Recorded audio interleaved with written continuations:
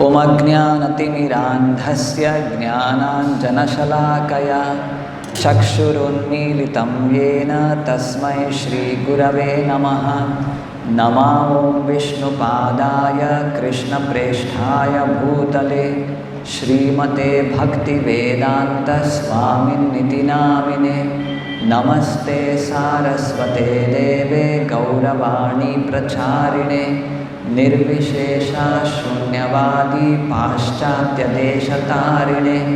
Jai Shri Krishna Chaitanya Prabhu Nityananda Shri Advaita Gadadhara Shri Vasadi Gaura Bhakta Vrinda. Hare Krishna Krishna Krishna Hare Hare, Hare Rama Rama Rama Hare Hare. Continuing with the prayers offered by the child in the womb of the mother. So here in this verse, another special feature or another extra thing what the child does in the womb of the mother is being explained. What is that? He prays with folded hands. Actually, his hands are not yet fully developed. Still, he attempts to fold his hands and pray to the Lord. He wants to express his gratitude. So that's what we are seeing now. Yene drishim gatimasau dashamasya isha. My dear Lord, idrishim gatim, in this precarious condition of mind, in the womb of the mother, just previous to this sufficiently we have heard about the precarious condition of the child. Now, I am only 10 months old.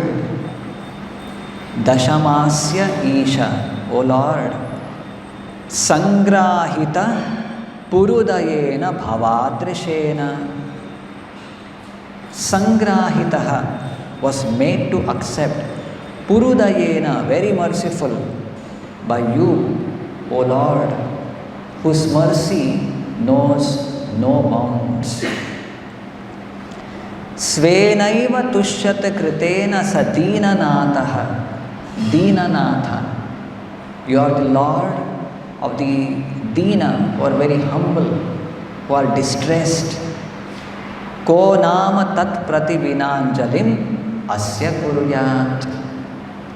Vina anjalim asya kuryat. Who is there a person who doesn't express gratitude to the Supreme Lord by just folding his hands? My dear Lord, by your causeless mercy, I am awakened to consciousness, although I am only 10 months old. So now I have been given this consciousness. It is by your mercy. In the purport, Srila Prabhupada at the end he says, there are few people, atheistic people, who may question how the child is still less than 10 months old, that too in the womb of the mother. How can he pray to the Lord with such wonderful prayers? So atheistic people, they cannot understand. Why? Because they don't have faith in the inconceivable power, potency of the Supreme Lord. In the Bhagavad Gita, the Lord makes it very clear. Mattaha smritir jnanam apohanam cha. From me comes remembrance, forgetfulness and knowledge. So, the same Supreme Lord, He can give remembrance, knowledge to the child in the womb of the mother also. Externally, through our mundane consciousness, We may not be able to appreciate this, we may not be able to believe this also, just like these atheistic people. Small child, its intelligence is not developed, it cannot speak, it can't think, it can't, whatever, even basic activities, intelligence is not developed. How can it offer such wonderful prayers?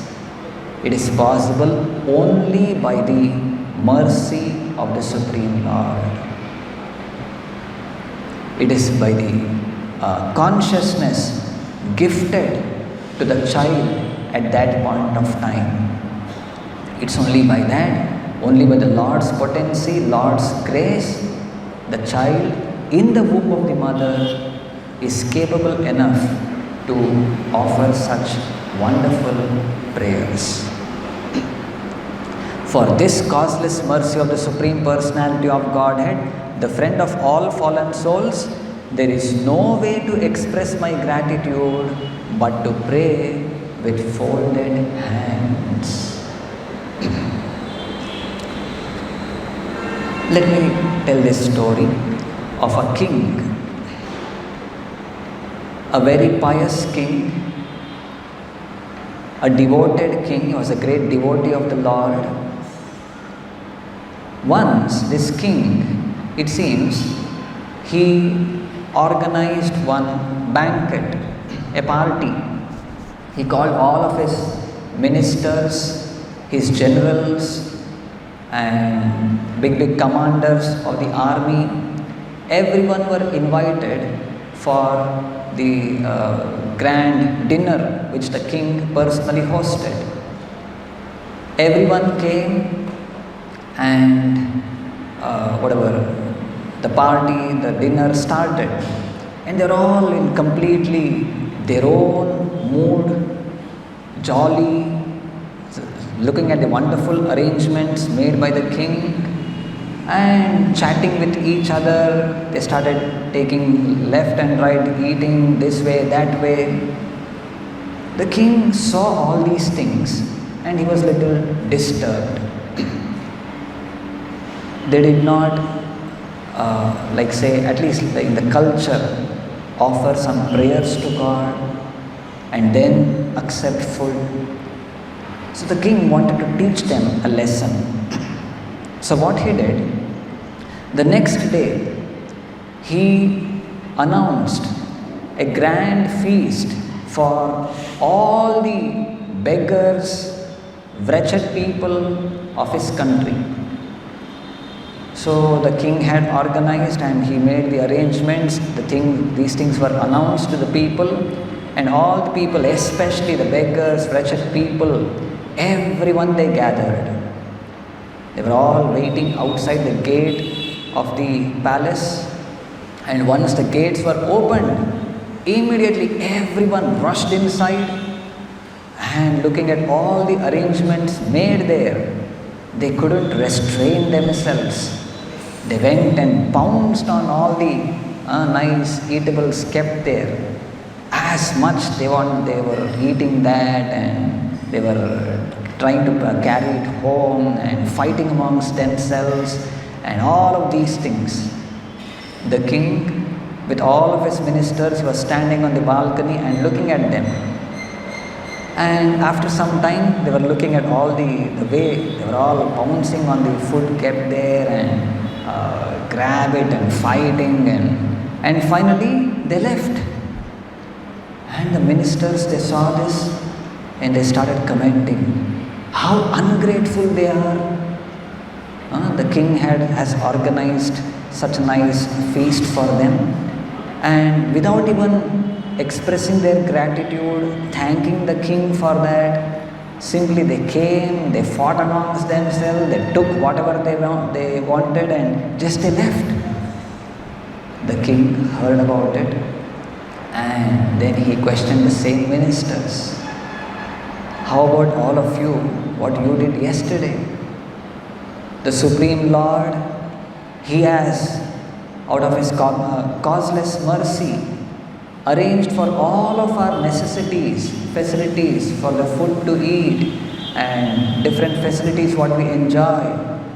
But even you people, cultured people, educated people, even without offering prayers to God, you just pounced upon it. So all the ministers, they learned a lesson, and from the next day, they started folding their hands, offering prayers to the Lord, and then they started accepting their meals. So here, in the same way, like in the Bhagavatam also, we recollect all great devotees. The Nagapatnis, when they saw their husband Kaliya, he was chastised by Krishna by his kicking on Kaliya's hoods. All his venom has come out. He is vomiting blood. He is completely in a distressed condition. He may give up his life also. He has no power now. So looking at that condition, all the wives of the Kaliya, the Nagapatnis, they came in front of Krishna. They made their children offer obeisances, and with folded hands they offered beautiful prayers to Lord Krishna. And we see how Akrura, when he got the divine vision of the Lord, he also, with folded hands, he offered beautiful prayers to Krishna and Balram. And then we find the 20,800 kings and princes who were all put into captivity by Jarasandha in a valley. They were all great kings, but now all their riches taken away by Jarasandha. They were put into such distressed condition, no proper food to eat, no proper clothes to wear, unshaven with long hairs and beard. They were just practically looking like beggars. Completely, they were no longer strong and stout. They were all skinny and completely emaciated. So, when Krishna made an arrangement to kill Jarasandha through Bhima, after that first he came to this place and released all those kings and princes from their captivity. They had all prayed to the Supreme Lord. They had sent one messenger to Dwaraka to help release them. So the Lord personally came there and released them from the captivity of Jarasandha. All those great kings, feeling excessively like gratitude towards the Supreme Lord who had helped them get released from their captivity, with folded hands they offered wonderful prayers to the Lord. So likewise, even Dhruva, Prahalada, everyone, we have seen how they expressed their gratitude by offering prayers with folded hands. So similarly, we are seeing here now, the child in the womb of the mother is trying to express its gratitude to the Supreme Lord with folded hands. The Lord, out of His causeless mercy, has given back its consciousness. So, and for all the arrangements made by the Lord, the child is trying to express its gratitude. Srila Prabhupada here says, the Lord takes every opportunity to reclaim fallen souls. Again I repeat, the Lord takes every opportunity to reclaim fallen souls. Everything possible the Lord does. What all He does to reclaim fallen souls, Prabhupada mentions here that internally, as the super soul, the Lord gives intelligence. Same thing, like mattaha smritir jnanam abohanam cha. The Lord gives remembrance, He gives forgetfulness, He gives knowledge also. and especially those who are engaged in devotional service, tesham satatayuktanam bhajatam pritipurvakam dadami buddhiyogam tam yena mam upayantite. The Lord specifically gives them intelligence how to act, how they can come back to His abode. So internally being seated as Paramatma, He gives guidance to a living entity. And again the Lord externally as the spiritual master, the same super soul, the spiritual master is said to be the external manifestation of the super soul. Through the agency of the spiritual master, the Supreme Lord gives all practical guidance, gives association, practical ways how to execute devotional service. The spiritual master makes varieties of plans how, depending on the current situation, the kind of people, time, place, circumstances, he gives some practical ideas how to execute devotional service, how to purify the consciousness of fallen conditioned souls, somehow or the other to attract them towards Krishna. So externally, this help is given by the Supreme Lord through the agency of the spiritual master. And then, as an incarnation of the personality of Godhead Himself, He helps by speaking instructions such as the Bhagavad Gita.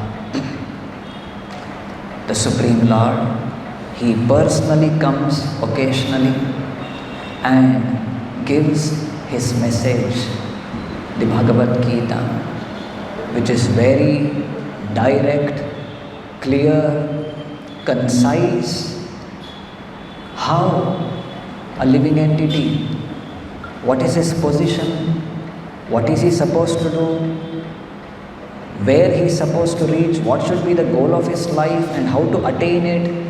All these things descriptively the Lord has given. So these are all the varieties of ways the Lord tries from His end to reclaim the fallen souls, tries to help them to go back to Godhead from where they belong to. Temporarily, they are sent here for reformation of their consciousness. So that arrangement is also done by the Supreme Lord. So anyone who shows little inclination, the Lord is personally there to help them in varieties of ways. Here, I'll read out this portion from the Soulful Japa series, which was given by Madhu Pandit Prabhu earlier. How, like the different mood, the different bhavanas, sad-bhavanas, which a devotee should have in serving the Supreme Lord, especially while chanting. Different ways we express, different moods are being expressed in the Bhagavatam, in the Bhagavad Gita, especially in the Shikshashtaka. So, here one of them is the Kritagnyarpanam, Kritagnya Arpanam, feeling gratitude.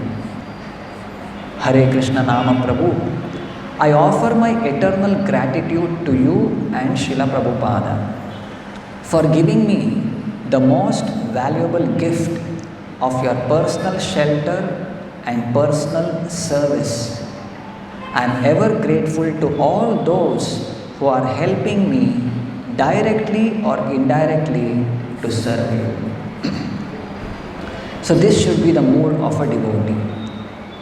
The Lord, out of His causeless mercy, He has made varieties of arrangements for reclaiming us. He has given the valuable gift of His personal shelter and personal service, especially for devotees opportunity to serve Him personally. We are all protected by the Supreme Lord personally. So it's a valuable gift what we have got. And then we should also be grateful to all those who are helping us directly or indirectly to serve the Supreme Lord. Because alone we may not be able to do. It is not so easy. Just like in Bhakti Vinod Thakur's song, we can recollect how Ekaki Amara Nahi Paya Bala Harinama Sankirtane. Alone, I don't have the capacity, I do not have the strength to serve you, O Lord.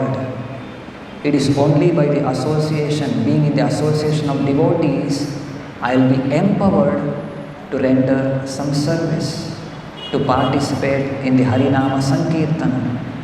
So, we should express our gratitude to all those who are helping us directly or indirectly to serve the Supreme Lord. Let me tell you one more story. This is a story of one Sufi saint, Mohammedan, by name Junaid. Some big name is there, they call him Junaid. So, he was a Muslim saint and he was a revolutionary saint, because in their community also there were many orthodox people.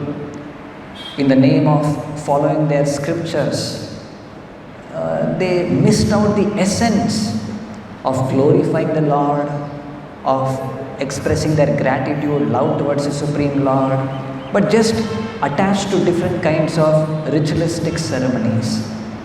And he was a revolutionary saint who brought many people to the in loving God, in expressing their gratitude towards the Supreme Lord, understanding. So he'll help many people, but naturally a preacher means he'll be having opponents or enemies also. So this person, this saint Junaid, he started going on a pilgrimage to Mecca to see the Kaaba there. So along with all of many of his associates, maybe hundreds of them, so they started traveling towards Mecca. And on their way, they had to pass through many countries, many villages, many cities, and it was a journey of more than a month. So he traveled along. So on the way, when they passed through many cities and villages, the people there, many of them were against his teachings. So they did not tolerate him. They became very angry and they started pelting stones on them, on the entire party. They did not allow them to enter their village. They did not offer water or food or shelter to them. So what can be done? So they simply continued their journey without water, without food, without proper shelter. They're traveling continuously. And in their religion, they have the practice of offering prayers to the Lord 5 times a day. So in their prayers, like he was, like the prayer which they offer, Junaid, like say he prayed like this: "O Lord, I am so grateful to you. How should I express my gratefulness? You take care of me in every possible way. Your compassion is infinite. Your love knows no bounds." So these were the prayers which he started offering. And all his associates, they were all very much distressed. They were all exhausted. No food, no water. And he is telling, "Oh Lord, you are very grateful. You are maintaining us. You are taking care of us so nicely." And he is praying in this way. And it went on. And at one point of time, practically 3 days, continuous days, they did not have any food, no water. They practically had to lie down on the desert sand. Nighttime cold winds they had to tolerate, and they were all completely put into distressful condition. And he is praying in this way, "Oh Lord, nicely you are taking care," and daily 5 times they are praying.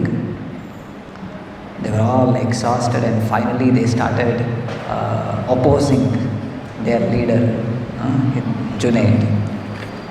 So at that point of time, he started preaching to them.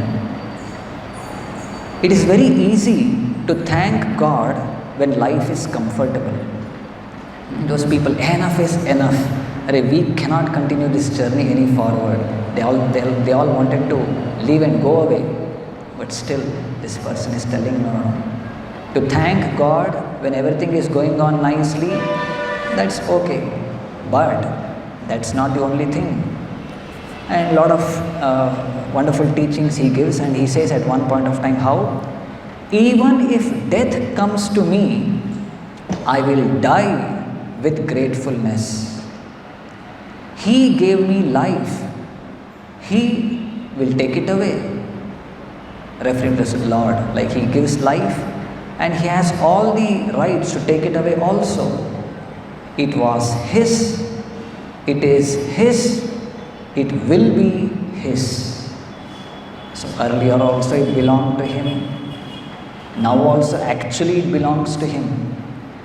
Artificially we are thinking, I am this body, the things belong to this body are mine, the people related to this body belong to me.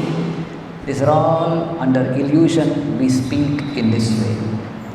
Earlier also it belonged to the Lord, now also actually it belongs to him, later also it belongs to him.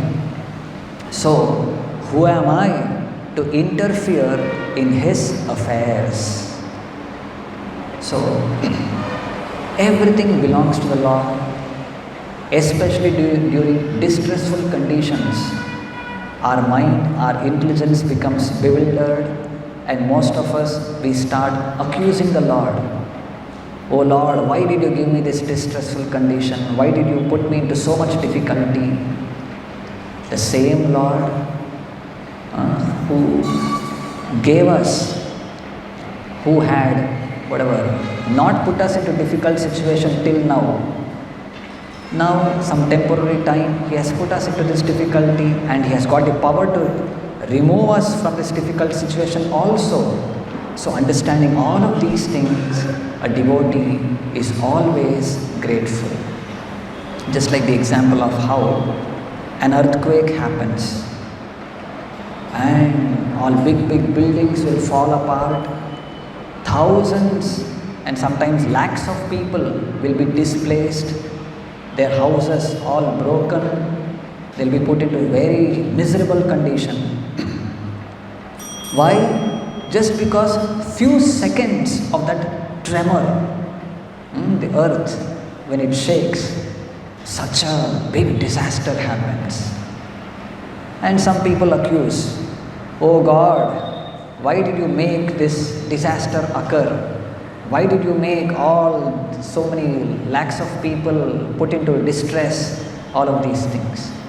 But they fail to express their gratitude that before these few seconds, so many seconds and days and months and years, the Lord had kept the earth, it's so intact, without the tremors or whatever, that benefit we have taken, but we forget to express our gratitude to the Lord. Few seconds it will shake, then we start accusing the Lord.